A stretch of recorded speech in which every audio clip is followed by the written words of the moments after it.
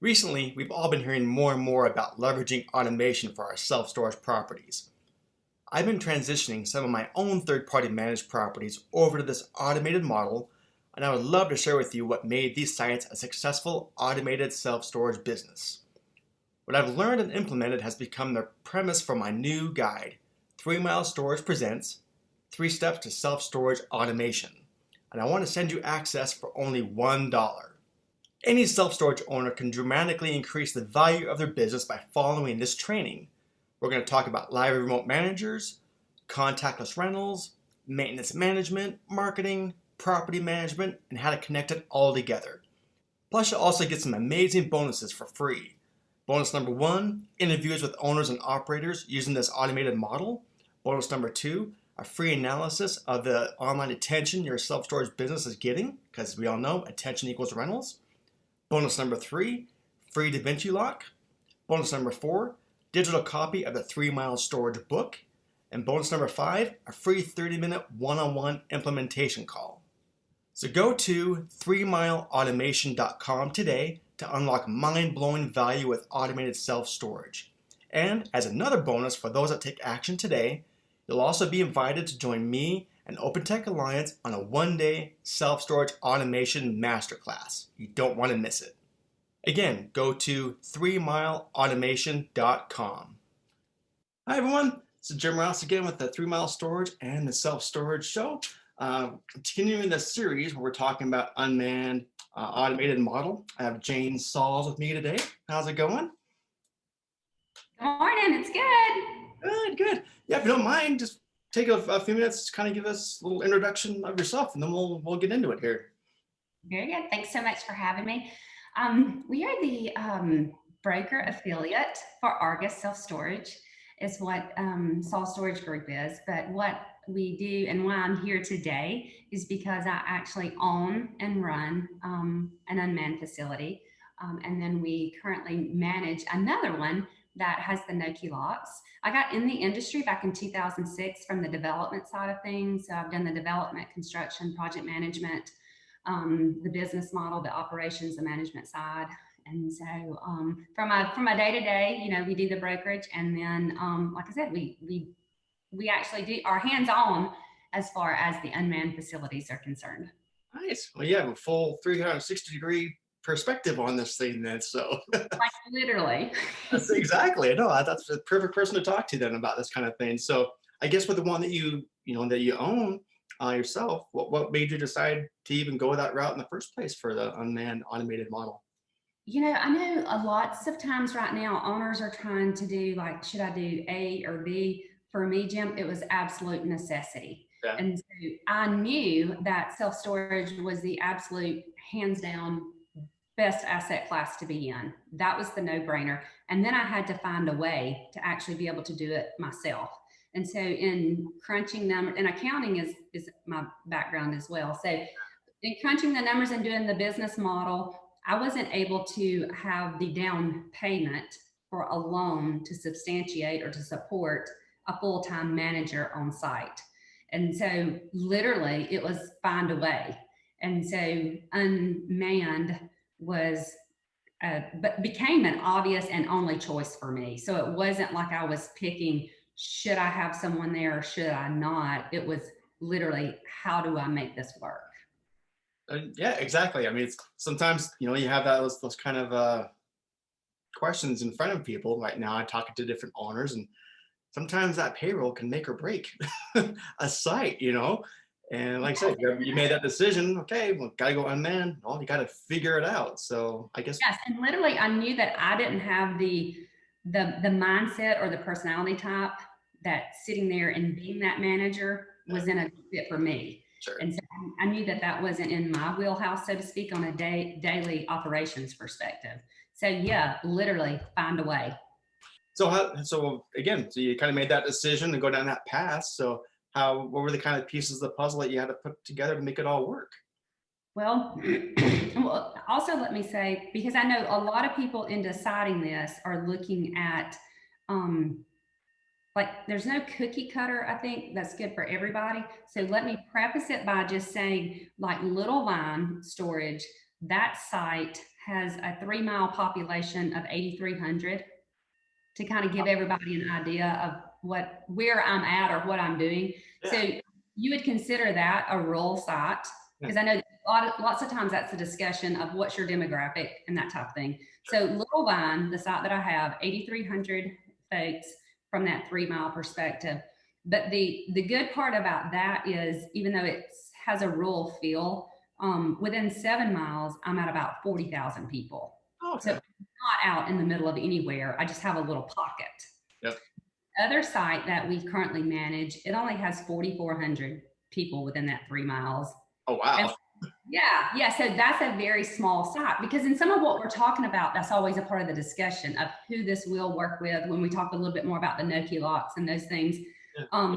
And that one kind of is out in the middle of nowhere, because when you go out to 7 miles, you're only like at 14,000 people.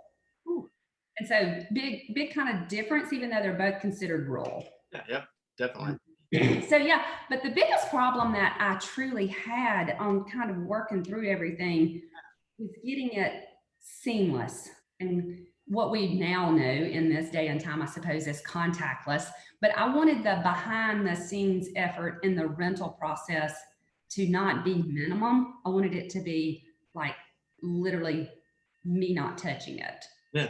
And so originally, in working through this, and I use at Little Vine, because I know this is not a push for them one way or the other, but everyone, it's always good information to know what systems are being used. Sure, exactly. Yeah.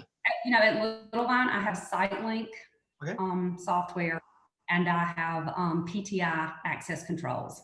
And originally starting out, I still had to touch the process when someone would do that online rental. Yeah. I also had to go in and enter their gate code.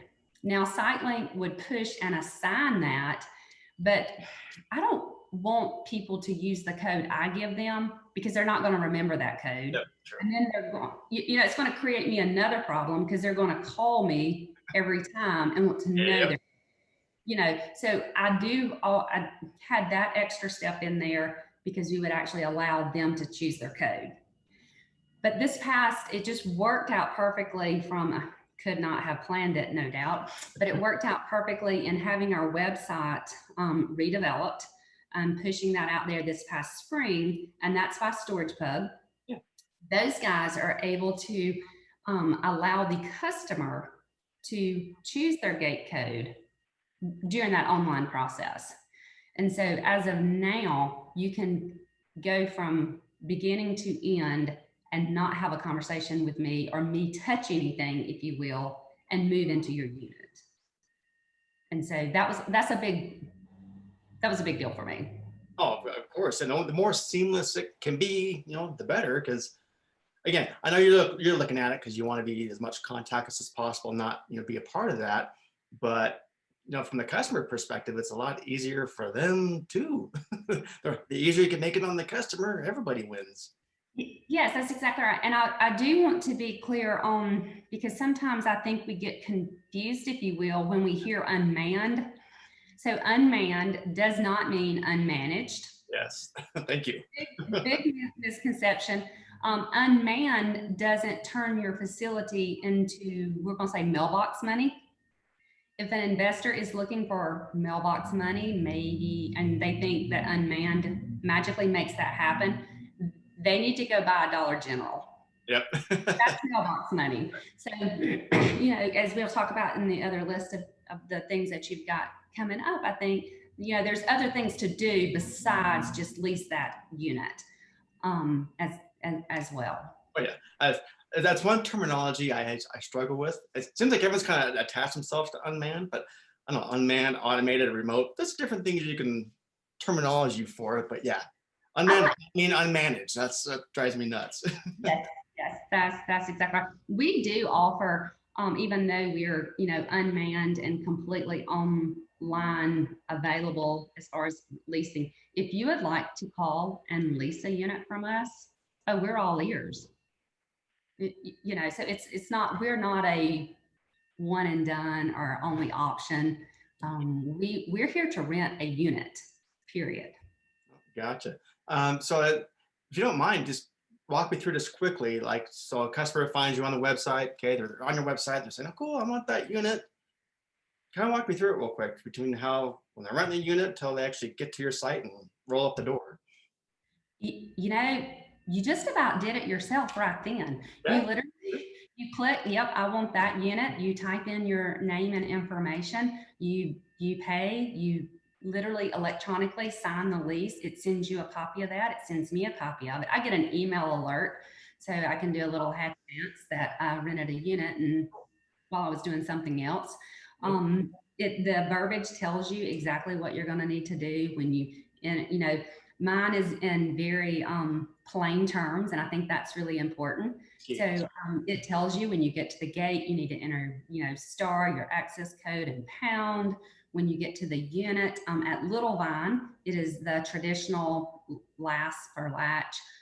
So it tells you that there will be a blue tie, a wire that you will take your hand and break, because people are kind of scared of doing that sometimes. Yep. We tell them just take your hand and twist it, break it off, roll the door up, and your free disc lock will be inside your unit. Um, and then we remind them of gate access hours in that whole verbiage. Yeah. Well, it comes down to communication, and that's one strong thing I've seen throughout the people I'm talking to on this is when you're dealing with this kind of model, making sure these emails and the texts are going out, be very clear in the Yes. communication, because that's going to save you trouble later on of them calling later on trying to talk to somebody. That's exactly right. And we try to pay attention to anything that was a problem or that we get a question on. Yeah. We just try to do better in addressing and pushing out. Like we got to as far to say that your free disc lock is inside your unit. Be sure to have a pair of scissors or a pocket knife to be able to open the blister pack. Yep. I've had some customers come back with bloody hands trying to do it themselves. So yeah. Yes, and that's so aggravating. You would think you would have that surely in your kitchen box that you're trying to unpack, but you don't want to have to go hunt that down. So we try to literally do every step along the way. So how do you handle for calls? Do you have like a designated person that handles the calls? Do you have like a call center that takes the calls for you? How do you have that part fixed? For the first couple of years, it was just me. Oh, really? Yeah. And so, if I did get a call and I'm on the road or I'm not at a computer, customer service is basically in my book, or what I think customer service is doing what you say you'll do. And so customers are comfortable with, what, I'm not at my computer right now. We'll more than gladly do that for you over the phone, but I'm going to need you to call you back in 1 hour or, whatever it is. And as long as you call them back, the fact that you couldn't do it right that second has not ever been an issue. Nice. I do have someone now though that some support staff who helps manage those calls. Oh, that's good. Okay. I was wondering, Jay, you're juggling a lot of plates. You can't do that yourself all the time. So that's right. I always like to do it when a new facility opens because I want to better understand exactly what that customer experience is. yeah. And in brokering deals, it helps me when I'm on site talking with other clients, because when they tell me different things, I'm like, oh, like I've lived it. Like I get that. Yeah. Yep. Yeah. When you have your finger on the pulse like that, you have a lot better understanding than if you didn't. So no, that's key. Kind of going back to what we talked about before of, unmanned doesn't mean unmanaged kind of things. It's not like there's no one around. How do you handle, like the maintenance, that kind of stuff, the clean out the units? Do you have like one person designated to kind of oversee that a few hours a day, or how do you have that part? Yeah, and that is just scheduled. Okay. Everything except if you think through all of the duties, if you will, for the most part, everything except that rental is very scheduled. So even taking payments is very scheduled. You know exactly when those are due. People do mostly is auto pay, things like that. But the rest of everything is just that. One site is just a couple of miles from my house. And so, it's convenient anyway. So we don't have to work hard to schedule that. We're already close by. And then the other side is within 15 minutes of us. So, it's literally, you just schedule it in amongst having your maintenance person do that. Yep. It's one of those things. Again, I've talked to a few people who are like, oh, just whenever they can swing by. And no, you want to have a set schedule for someone like that, because it's all about consistency. So That's exactly right. And you always have to not only be consistent for your customers, but just in a stewardship, just the whole scheduling it and making sure that it happens. It's no different than changing the filters on your HVAC. You're yeah, just going to schedule it and make it happen and then be accountable for it. yep, exactly. And that's again kind of going back to this whole model. It's having the systems in place, with the structure of the operations and everything else with the software and that, just having those systems in place. And I don't know, with everything going on this year, I think we've come leaps and bounds where we were just a couple of years ago, with people actually having this on their mindset of actually doing this kind of operation. And a lot of the technology is caught up, thankfully. We can bag in our own industry. We've been around for a long time. It seems like we were 10 years behind the times in so many different ways, but Yes. we've caught up quite a bit right now. And that's kind of why I'm doing this, is just having these conversations for people that are, kind of just weighing their options of seeing there's a different model out there that works. That's it. And sometimes it's just that hybrid model. It's a little bit of both to best serve your customer. We are trying we're 2.5, I guess, months into Bowden's Best Storage, which has the no key lock. Oh, nice. And so stay tuned. I will kind of keep you posted on how that impacts that scheduling as far as that lockout process is concerned. I know everybody always wants to know from it, because that is at the most rural facility, as we were talking about earlier. Yeah. And so we, had a little bit of hesitation of wondering how it would be received from a customer perspective. I find it most interesting that the biggest pushback, Jim, has been people they don't know their Apple ID password. And you do have to download an app. Yeah, true. And so once you remind them, you know what, you can reset your password. They're like, oh yeah, I'll just reset it. Mhm. But so if that's the biggest problem we have with technology, is you don't remember your Apple ID password, you're okay. Yeah, I'll take that any day. Yeah, Yes. I want to actually get a walkthrough of that no key thing. I've never done it personally. I've talked to people putting it in, because it's a newer thing that's just getting rolled out. So I want to do like a walkthrough of a place that has it and do a little demonstration, because it's pretty slick. Yes. Yes, it is definitely. And the process when you go to the website for that that website is bowdensbeststorage.com, if people just want to kind of look at that. But yeah, so that one is the same process appearance as the Little Vine process, but at the end, you're going to get a text on your phone that lets you download that app. And so once you download that app, it's going to give you door access, and then your unit access as well. Nice. So curious, since you're, in the industry, obviously in brokering, you do big, middle, large facilities, all that kind of thing.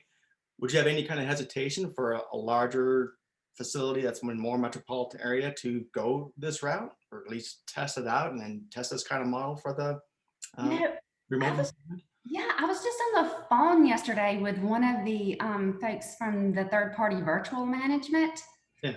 And I could hear a little bit of the background activity going on. And I think this third-party virtual management may sometimes pay closer attention than some of the on-site managers are. So I think our programs and our systems all are going to fall back on what people you have that's in the background doing that. Yep. There's going to be successful and unsuccessful sites with every model you come up with. Yep, exactly. That's kind of, that's my background. Completely transparent, like my 3 mile storage. That's management. I don't care what systems you put in place. That's there for efficiency and your operations, and you're watching your bottom line. You need that efficiency of someone overlooking to make sure everything is doing things correctly and operational wise, and looking at their maximizing your revenue management. So Yeah, you gotta, again, comes back to the unmanned thing. It's unmanned doesn't mean unmanaged. That's exactly right. the whole Jim, point. it's going to be whichever business model you go with, it's going to be the people driving it that determine the success of it. Yep. Period. Yep. In my opinion. Perfect way to put it. So again, thanks so much for taking the time to talk with me about this, Jane. Thank you. I've enjoyed it. All right. Talk to you soon. Take care. Bye.